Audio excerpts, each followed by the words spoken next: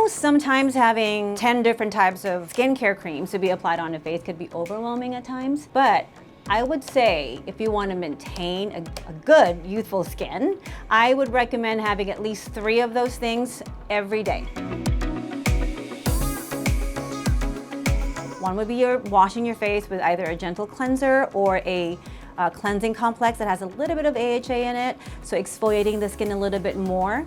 And then second of all is your moisturizer, keeping the skin hydrated and moist, maintaining, the suppleness of the skin and moving away from like having those fine lines and wrinkles. And then third would be your sunblock. So it's important to really use sunblock every morning because it protects you from UVA and UVB. And those 2 things can actually be harmful to your skin, create more wrinkles, sunspots, which is not really a good thing for our skin, especially if we're on a certain age. Just swap out your SPF with like a nice growth factor serum, or even just adding a little bit of hyaluronic acid to maintain that moisture in the skin. So when you wake up, you're refreshed and your skin is supple.